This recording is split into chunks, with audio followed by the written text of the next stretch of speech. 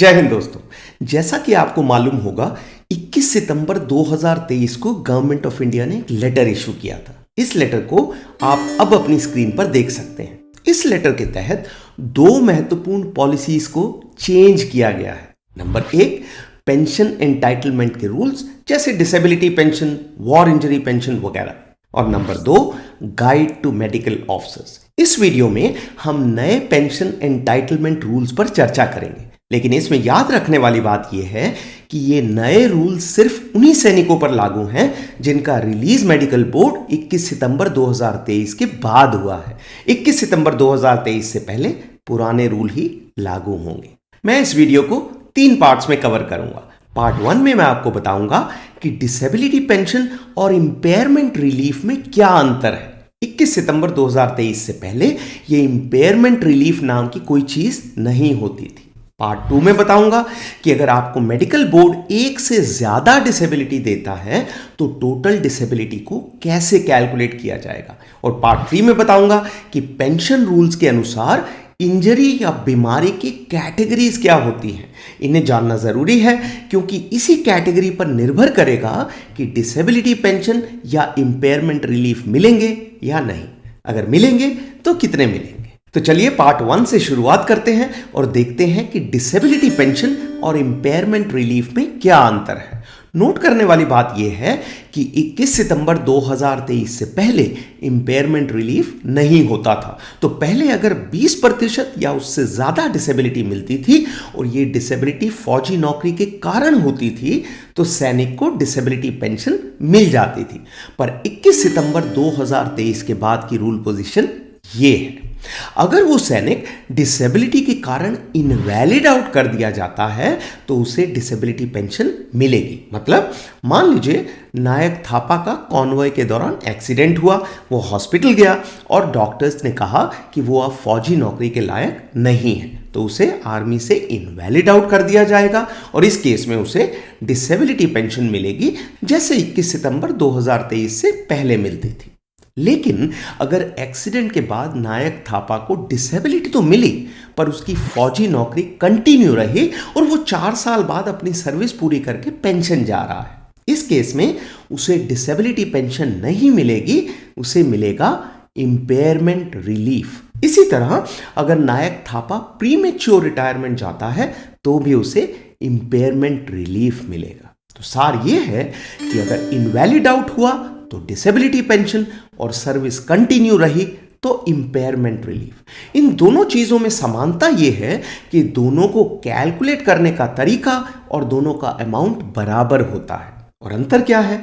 अंतर आपको government letter की भाषा में बताता हूं। तो इंटाइटलमेंट रूल्स 2023 का लेटर ये कहता है, impairment relief is not a pension, it will stop after the death of the recipient. इसका अर्थ यह है कि इंपेयरमेंट रिलीफ एक अलाउंस है, ये पेंशन नहीं है, इसीलिए ये सैनिक की डेथ के बाद मिलना बंद हो जाएगा। अब अर्थ ये है तो इसके परिणाम क्या है? इसके 2 महत्वपूर्ण परिणाम निकल कर आते हैं। नंबर 1, 21 सितंबर 2023 से पहले पूरी पेंशन पर कोई इनकम टैक्स नहीं लगता था, लेकिन अब क्योंकि इंपेयरमेंट रिलीफ पेंशन है ही नहीं इसलिए इनकम टैक्स लगेगा। नंबर 2, 21 सितंबर 2023 से पहले डिसेबिलिटी एलिमेंट पर डियरनेस रिलीफ यानी डीआर मिलता था। इंपेयरमेंट रिलीफ पर डियरनेस रिलीफ मिलेगा या नहीं इस पर क्लैरिटी नहीं है। ये दोनों चीजें एंटाइटलमेंट रूल्स 2023 में स्पष्ट रूप से लिखी हुई नहीं है, लेकिन स्टेटमेंट कि इंपेयरमेंट रिलीफ एक पेंशन नहीं है, मेरी समझ से इसका यही अर्थ निकल कर आता है। अगर आप में से किसी को इंपेयरमेंट रिलीफ मिल रहा है तो प्लीज कमेंट्स में लिखिए ताकि बाकी लोगों को भी क्लियर हो जाए। Thank you. तो ये था पार्ट 1। आगे बढ़ने से पहले मेरी ओर से एक रिक्वेस्ट, अगर आपको मेरा वीडियो पसंद आता है तो मेरे चैनल को सब्सक्राइब कीजिए और अपने दोस्तों के साथ शेयर कीजिए। दूसरा, अगर आप चाहते हैं कि मैं अपने वीडियोस में कोई टॉपिक कवर करूं तो कमेंट्स में लिखिए, मैं पक्का उन टॉपिक्स को भविष्य में कवर करूंगा। Thank you. तो ये था पार्ट 1 और अब आते हैं पार्ट 2 पर और देखते हैं कि अगर आपको एक से ज्यादा डिसेबिलिटी मिलती है तो आपकी टोटल डिसेबिलिटी को कैसे कैलकुलेट किया जाएगा। तो उसके लिए खोलते हैं गणित की नोटबुक और कैलकुलेट करते हैं। तो ये आ गई गणित की नोटबुक आपकी स्क्रीन पर। तो ये उदाहरण है नायक बलविंदर का। नायक बलविंदर को रिटायरमेंट के समय 2 डिसेबिलिटी मिली हैं। वो है डिसेबिलिटी 1 हाइपरटेंशन और डिसेबिलिटी 2 नी इंजरी। दोनों प्रकार की डिसेबिलिटी है 10%। अभी कई बार ऐसा लग सकता है कि नायक बलविंदर को 2 डिसेबिलिटी क्योंकि 10% मिली है तो उसकी टोटल डिसेबिलिटी 20% यानी 20% हो जाएगी, पर ऐसा नहीं है। टोटल डिसेबिलिटी को इस प्रकार से कैलकुलेट नहीं किया जाता है। तो कैसे कैलकुलेट किया जाता है ये नीचे की टेबल में देखते हैं। तो उस टेबल में मैंने सबसे ऊपर लिखा है 100%, जो कि हमारी किसी भी बॉडी का टोटल फिटनेस लेवल होता है। अगली लाइन डिसेबिलिटी 1 हाइपरटेंशन 10%, जो कि बलविंदर को मेडिकल बोर्ड ने दिया है।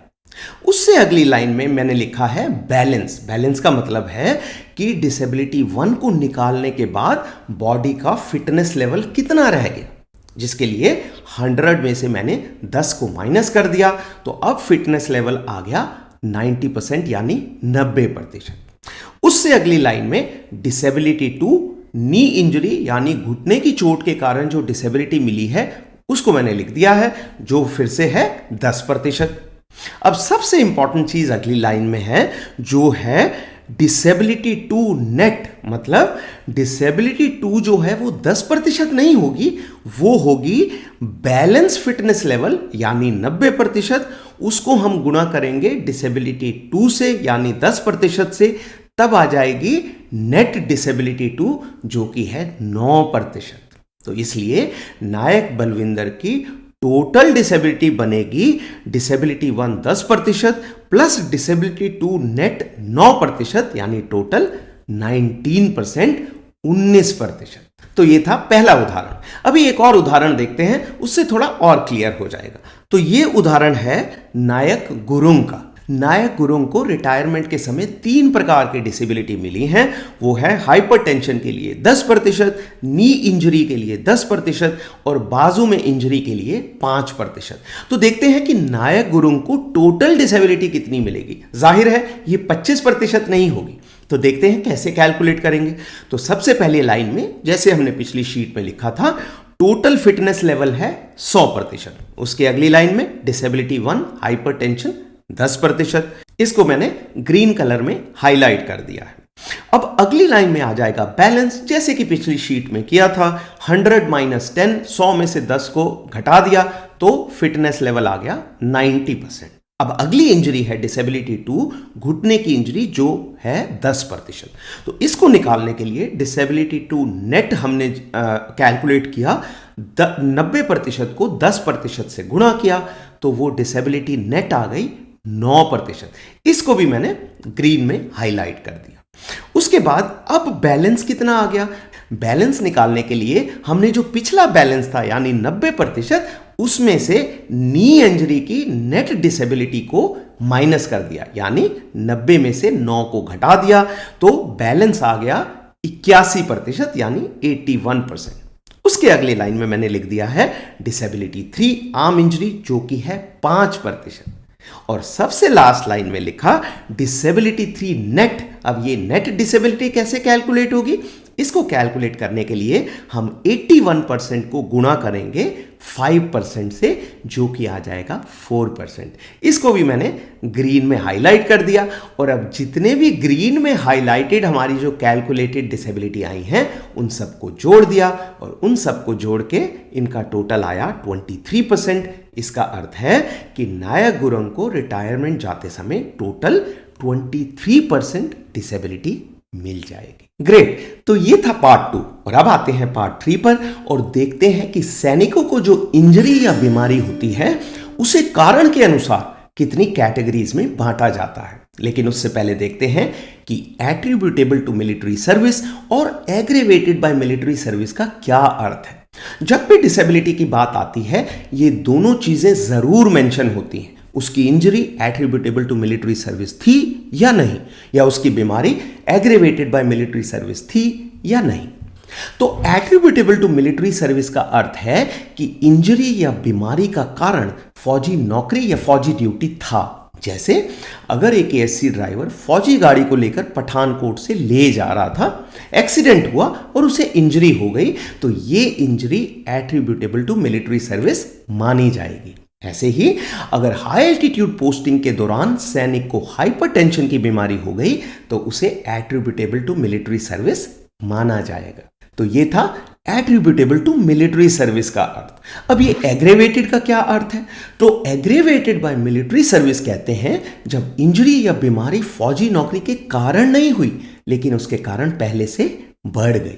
जैसे हाइपरटेंशन की प्रॉब्लम पहले से थी, हाई एल्टीट्यूड में पोस्टिंग हुई और प्रॉब्लम बढ़ गई, तो उसे कहा जाएगा एग्रेवेटेड बाय मिलिट्री सर्विस।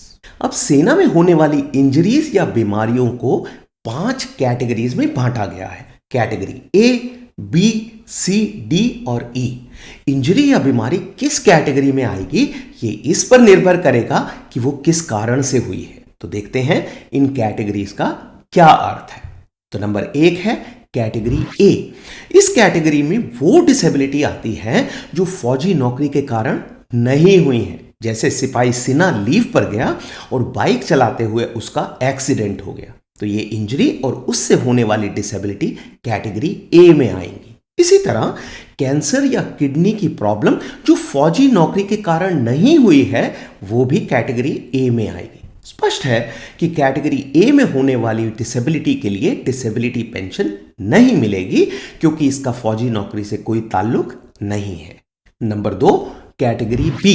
इस कैटेगरी में वो डिसेबिलिटी आती है जो फौजी ड्यूटी करते समय किसी बीमारी से हुई है, जैसे हाई एल्टीट्यूड पोस्टिंग में। Number 3 category C. इस कैटेगरी में वो डिसेबिलिटी आती है जो फौजी ड्यूटी करते समय एक्सीडेंट के कारण हुई है। तो कैटेगरी बी थी फौजी ड्यूटी के दौरान बीमारी से और कैटेगरी सी है फौजी ड्यूटी के दौरान एक्सीडेंट से, जैसे फौजी कॉन्वॉय में जाते हुए एक्सीडेंट या इंटर यूनिट स्पोर्ट्स कंपटीशन में हिस्सा लेते समय कोई इंजरी। याद रखने वाली बात, कैटेगरी बी और सी में होने वाली डिसेबिलिटी के लिए डिसेबिलिटी पेंशन या इंपेयरमेंट रिलीफ मिलते हैं और अगर ऐसी इंजरी से सैनिक की डेथ हो जाती है तो उसकी फैमिली को स्पेशल फैमिली पेंशन मिलती है। अब आते हैं कैटेगरी डी पर। कैटेगरी डी में वो डिसेबिलिटी आती हैं जो ऑपरेशनल एरिया में हुई हैं पर दुश्मन के खिलाफ ऑपरेशंस में नहीं, जैसे कश्मीर वैली में सैनिक कॉर्डन एंड सर्च ऑपरेशन में हिस्सा ले रहा था और सांप ने काट लिया, या हाई एल्टीट्यूड एरिया में पोस्टेड था, एवलांच आई और डेथ हो गई। कैटेगरी डी में होने वाली डिसेबिलिटी के लिए लिबरलाइज्ड डिसेबिलिटी पेंशन या लिबरलाइज्ड इंपेयरमेंट रिलीफ मिलते हैं और अगर ऐसी इंजरी से सैनिक की डेथ हो जाती है तो उसकी फैमिली को लिबरलाइज्ड फैमिली पेंशन मिलती है। इन सभी प्रकार के पेंशन और इंपेयरमेंट रिलीफ की कैलकुलेशन के बारे में अगले वीडियो में बताऊंगा। और अंत में आते हैं कैटेगरी ई पर। कैटेगरी ई में वो डिसेबिलिटी आती हैं जो ऑपरेशनल एरिया में दुश्मन या मिलिटेंट्स के खिलाफ ऑपरेशंस में हुई हैं, जैसे कश्मीर वैली में ऑपरेशंस में गोली लगने के कारण। इसके अलावा अगर बैटल इनॉकुलेशन या ट्रेनिंग के दौरान बम फट जाता है तो वो डिसेबिलिटी भी कैटेगरी ई में आएगी। कैटेगरी ई में होने वाली डिसेबिलिटी के लिए वॉर इंजरी पेंशन या वॉर इंजरी रिलीफ मिलते हैं और अगर ऐसी इंजरी से सैनिक की डेथ हो जाती है तो उसकी फैमिली को लिबरलाइज्ड फैमिली पेंशन मिलती है। तो ये थी इंजरीज और बीमारियों की कैटेगरी। अब आते हैं आज के वीडियो के लास्ट मुद्दे पर और वो है कि ड्यूटी की परिभाषा क्या है। ये बहुत इंपॉर्टेंट है क्योंकि डिसेबिलिटी पेंशन या इंपेयरमेंट रिलीफ तो तभी मिलेगा जब इंजरी ड्यूटी के दौरान हुई है। तो ड्यूटी में ये चीजें शामिल होंगी। नंबर 1, जब सैनिक ऑफिस से घर या घर से ऑफिस जा रहा है किसी भी गाड़ी में, जैसे वो घर से ऑफिस अपनी बाइक पर जा रहा है तो भी वो ड्यूटी पर माना जाएगा। नंबर 2, जब सैनिक ड्यूटी स्टेशन से घर लीव पर जा रहा है या लीव से वापस लौट रहा है तो भी उसे ड्यूटी पर माना जाएगा। नंबर 3, जब सैनिक किसी फौजी स्पोर्ट्स कंपटीशन में हिस्सा ले रहा है तो उसे ड्यूटी पर माना जाएगा। याद रखने वाली बात, अगर ये स्पोर्ट्स कंपटीशन प्राइवेट है और इसके लिए सैनिक को फौज के द्वारा डिटेल नहीं किया गया है तो उसे ड्यूटी नहीं माना जाएगा। ग्रेट, तो ये था आज का वीडियो। एंड करने से पहले इंपॉर्टेंट बातें एक बार दोहराता हूं। नंबर 1, मान लीजिए किसी सैनिक को नौकरी के दौरान कोई इंजरी या बीमारी होती है जो एट्रीब्यूटेबल टू या एग्रेवेटेड बाय मिलिट्री सर्विस है। 21 सितंबर 2023 के बाद अगर वो डिसेबिलिटी के साथ रिटायर होता है तो उसे इंपेयरमेंट रिलीफ मिलेगा, और अगर उसे डिसेबिलिटी के लिए इनवैलिड आउट कर दिया जाता है तो उसे डिसेबिलिटी पेंशन मिलेगी। नंबर 2, इंपेयरमेंट रिलीफ पेंशन नहीं है और सैनिक की डेथ के बाद यह मिलना बंद हो जाएगा। और नंबर 3, डिसेबिलिटी की कैटेगरीज को आप अब अपनी स्क्रीन पर देख सकते हैं। आप चाहें तो इनका स्क्रीनशॉट लेकर रख भी सकते हैं। अगले वीडियो में हम डिसेबिलिटी पेंशन और इंपेयरमेंट रिलीफ पर डिटेल में चर्चा करेंगे और देखेंगे कि इन्हें कैसे कैलकुलेट किया जाता है। तब तक अपना ख्याल रखें और स्वस्थ रहें।